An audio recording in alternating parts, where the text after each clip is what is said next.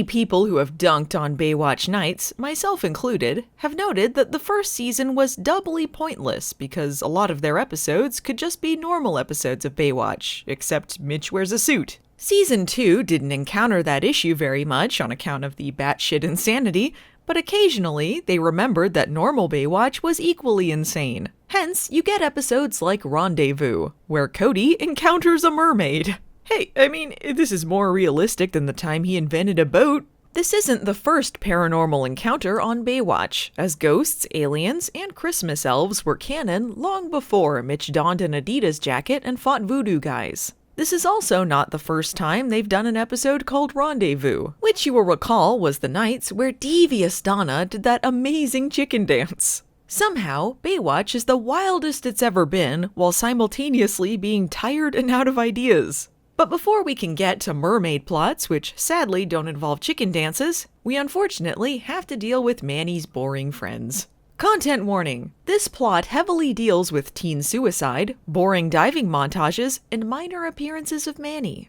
We begin with the slowest diving montage ever filmed. Somewhere in there are the stunt doubles for Kirsty and Todd, who are unfortunately a huge focus of this episode. I will be skimming over much of it. However, you might recognize some of the faces as we speed right on through. Todd is played by prolific voice actor Josh Keaton. Kirsty is played by Jessica Bowman from Dr. Quinn Medicine Woman. Denise Crosby is her world-weary mom in a diner outfit. And Todd's parents were on Dynasty and Matlock. I'm here too! Yes, Manny is best friends with Todd and Kirsty. Well, mainly Kirsty. He just knows Todd because his mom is his housekeeper. Or, as he puts it, they live in the baby bear guest house in the back. He lives in the big daddy bear house. We live in the baby bear guest house in the back. He lives in the big daddy bear house. Well, now that that's been established, I'll see my way out of most of this plot. I won't be tolerating any of this teen romance, not when I too had a teen romance and it resulted in a crappy daughter I hate. I forbid you from boring the audience like this. You can't stop us, Mom. We'll find some way to be together. When you find yourself in a dated waitress outfit you only see on TV, we'll see how you feel then. Todd's snooty rich family doesn't want them to be together either. It's truly tragic. Halfway into the episode, Manny decides to relay this entire story to Mitch, who happens to be wandering by catering. In the script I have, the scene originally had dialogue where the two of them joke about Mitch being old, but for some reason, this was cut. Anyway, Todd and Kirsty have decided to commit suicide. No! This wouldn't have happened if I wasn't a waitress. Time for me to co-op this plot for myself. I know it would make more sense if it were Manny, but nobody likes him. You guys get along for your kids' sake, because next time they could succeed, and clones are expensive. Believe me, I know. The current Hobie should have been replaced a long time ago. Now if you'll excuse me, I have to go fight a mummy. A mummy? I'm scared. Let's run away. We'll save the day! Donna is Manny now! Meanwhile, in the plot you actually clicked on this for, Cody, whose previous dream was to be in Olympics, is now training in freediving. Why are we doing this again? To break the breath hold world record, or because you're just plain crazy? Exactly. Yeah, what we really needed in this episode was more slow diving footage. Anyway, Cody sees a mermaid. This is normal. Christopher. That's not... Wait, is that my name? I saw a mermaid and she was pretty, and also a dolphin and a seashell that looked really cool. A cool seashell? He's definitely suffering from oxygen deprivation. What? He was only down there for 1 minute!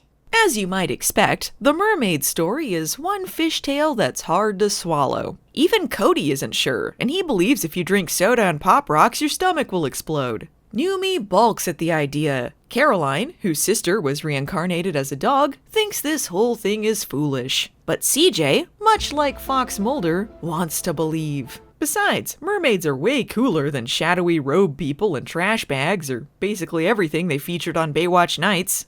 Cody, you saw a mermaid. Cody, you saw a mermaid or no sex tonight? Hooray! Well, I mean, Cody was pretty deep down, and we barely saw anything. Maybe it was just, oh, never mind, here she is. Yeah, just no lead up or anything. There's some boring scene with Manny's friends, and then we just see the mermaid. Granted, this is a dream sequence, but it's also apparently something the mermaid is sending telepathically to Cody. So this is our introduction, I guess. Apropos of nothing, David Chokachi told TV Insider that this was his favorite episode.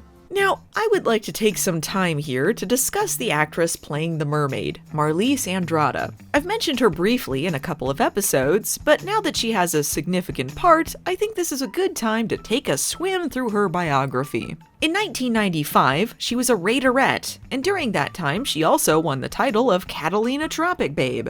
This springboarded her into acting, where she did several small parts and, most notably for this video, became an extra in about 20 episodes of Baywatch. This eventually led to a feature in Playboy and the coveted role of Agent Extra in Gex 3 Deep Cover Gecko. Once she quit acting, she became a lawyer, and that's pretty cool. Right. And as an aside, she was a main cast member of Baywatch in Season 8.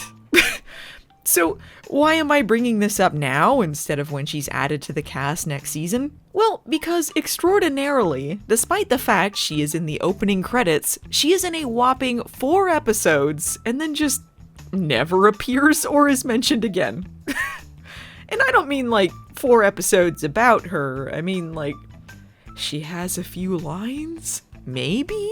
In her first episode, her screen time is under 2 minutes and almost entirely background shots. Half of the clips that I used here are from when she was an extra, and half are when she was a main character, and you don't know which ones are which, do ya?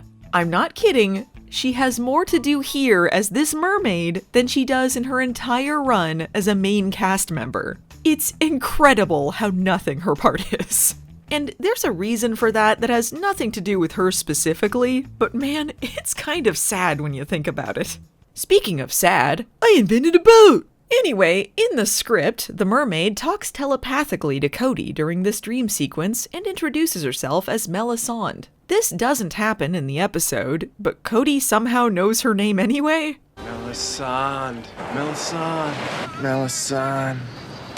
CJ is initially jealous of Cody's dream cheating, but when he explains the dream was about the mermaid, she's into it. And, as she explains, she just read in this mermaid book she happened to be perusing through that mermaids are very telepathic. So she was probably sending him the horny dream from the ocean, or something. Why Mitch never hired CJ for his supernatural PI business, I'll never know. I mean, Ryan was consulting pop-up books, so I feel like she's about on the same level. Time to find the mermaid!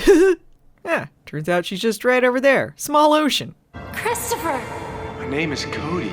So what's the story? Well, it turns out Cody happens to look exactly like Melisande's one true love, Christopher, who died 100 years ago when a ship sunk in a storm. Here's David Chokachi in a stupid old-timey outfit with a mustache. I say, this mermaid hunt has been a real lolly-cooler. Now people won't think I was telling a thumper old chap. I invented a ship! It's hard to believe one Cody ever lived past the age of 6, but 2 Codys, fully grown and out in the world? This is more difficult to get behind than the mermaid. I'm also having trouble believing that if someone read Cody's mind, they'd be able to pick up anything other than this.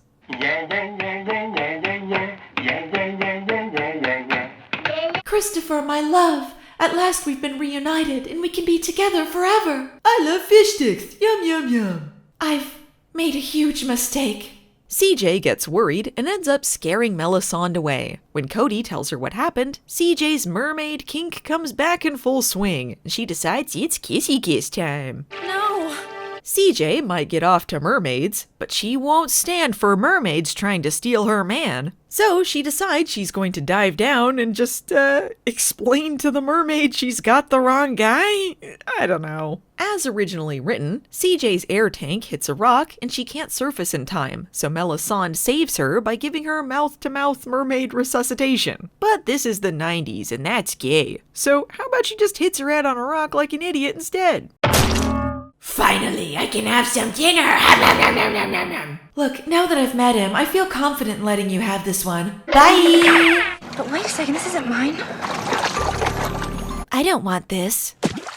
This makes me happy for some reason. Why did I give this to her? Oh well, you'll never see me again. Mermaids are canon now. Oh, and Todd and Kirsty were fine, and their families made up, and they win the finals, while Manny just stands there like a goober. The end. Next time on Baywatch Nights. Mitch and Ryan fight a mummy. How are they gonna wrap up this case? Walk like an Egyptian.